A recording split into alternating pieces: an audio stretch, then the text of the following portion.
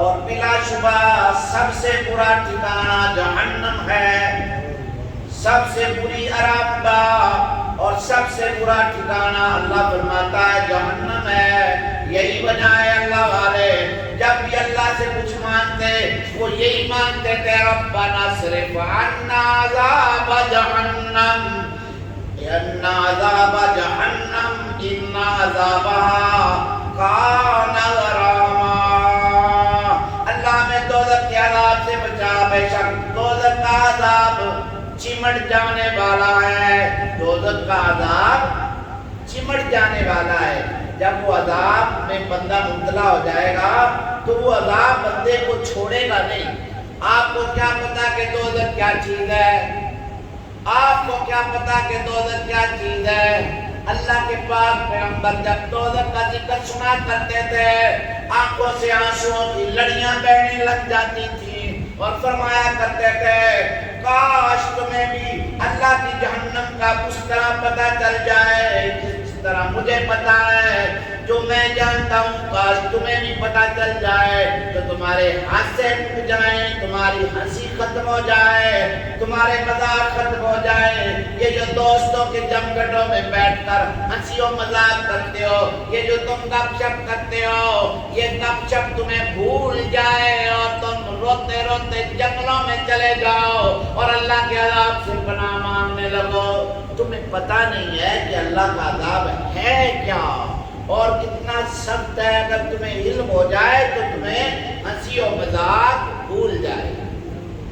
دوزخ کے بارے میں پڑھا ہے کہ دوزخ بہت برا ٹھکانہ ہے، اس کی لمبائی کے بارے میں پڑھا ہے، اس کی چوڑائی کے بارے میں پڑھا ہے، اس کی گہرائی کے بارے میں پڑھا ہے کہ دوزخ اتنی گہری ہے، ڈونگی جس کو کہتے ہیں، دوزخ اتنی گہری ہے کہ اگر ایک پتھر پھینک دیا جائے تو 70 سال لگ جائے اسے جہنم کے پیٹ میں جاتے جاتے۔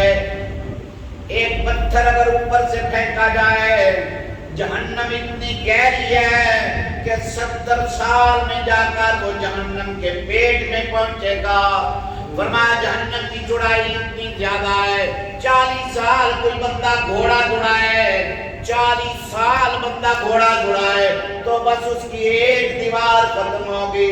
اتنی لمبی چوڑی دوزخ ہے، اتنی گہری دوزخ ہے۔ اللہ کے پاک پیغمبر جناب محمد صلی اللہ علیہ وآلہ وسلم جلوہ افروز ہے، جبریل آتے ہیں، چہرے کا رنگ متغیر ہے۔ میرے آقا صلی اللہ علیہ وآلہ وسلم فرماتے ہیں اے جبریل آج تو پریشان اور اداس نظر آتا ہے، تیرے چہرے کا رنگ بدلا بدلا نظر آتا ہے۔ کہتے ہیں اللہ کے رسول صلی اللہ علیہ وآلہ وسلم میں دوزخ کا ذکر سن کے آیا ہوں، اللہ پاک نے دوزخ کو حکم دیا کہ دوزخ میں آگ جلاؤ۔ سالوں تک دوزخ میں آگ جلتی رہی، دوزخ کے شعلے بلند ہوتے رہے، دوزخ کا رنگ لال ہو گیا۔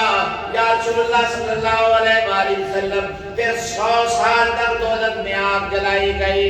100 سال کے بعد دوزخ کا رنگ جو تھا وہ کپڑے کی طرح سفید ہو گیا۔ یا رسول اللہ پھر اس میں 100 سال آگ جلائی گئی، پھر اس کا رنگ سیاہ ہو گیا۔ یا رسول اللہ صلی اللہ علیہ وآلہ وسلم اب دوزخ اندھیر نگری بن چکی ہے، سیاہ ہو چکی ہے۔ دوزخ میں جانے والے دو بندے ایک دوسرے کو دیکھ نہیں سکتی، اندھیروں کا گھر ہے، تاریکی کا گھر ہے۔ یا رسول اللہ صلی اللہ علیہ وآلہ وسلم اس کی گرمی کا یہ حال ہے کہ اگر دوزخ میں سے ایک سوراخ کر دیا جائے، وہ سوراخ دنیا پر کھول دیا جائے، ساری دنیا جل کر کباب ہو جائے۔ یا رسول اللہ صلی اللہ علیہ وآلہ وسلم دوزخ کی ڈیوٹی کرنے والے فرشتے ان کی شکلیں اتنی بدبودار ہیں، اتنی گھناؤنی اور ڈراؤنی شکلیں ہیں کہ اگر ان فرشتوں میں سے ایک فرشتہ مال ایک مرتبہ دنیا والوں کو اپنی جھلک دکھا دے تو سارے بندے ڈر کر ہلاک ہو جائیں۔ یا رسول اللہ صلی اللہ علیہ وآلہ وسلم دوزخ کی زنجیریں اتنی زیادہ گرم ہو چکی ہیں کہ دوزخ کی ایک زنجیر کو اٹھا کر اگر دنیا کے مضبوط ترین پہاڑ پر رکھ دیا جائے تو وہ پہاڑ پگھل کر پانی بن جائے۔ جب اس طرح نبی پاک صلی اللہ علیہ وآلہ وسلم کی خدمت امت میں حضرت جبریل نے دوزخ کا احوال بیان کیا تو رسول خدا صلی اللہ علیہ وآلہ وسلم نے رونا شروع کر دیا، آنسو بہنے شروع ہو گئے۔ رسول پاک کے آنسو دیکھ کر جبریل نے بھی رونا شروع کر دیا، دونوں روتے رہے نہ جانے کتنا وقت گزر گیا۔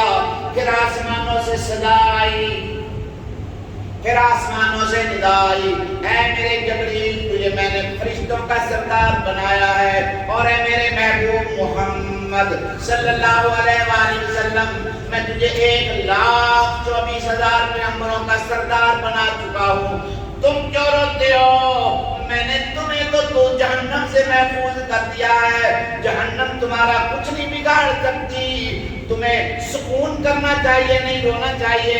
جبریل نے یہ سنا تو واپس چلے گئے۔ رسول اکرم صلی اللہ علیہ وآلہ وسلم پھر بھی روتے رہے اور روتے روتے جنگلوں کی طرف نکل گئے۔ کتنا وقت آپ نے جنگل میں گزارا، پھر واپس آئے تو آپ نے ایک لوگ بندوں کی جماعت کو دیکھا، ایک ٹولی کو دیکھا جو آپس میں گپ شپ کر رہے تھے، ہنسی مذاق کر رہے تھے۔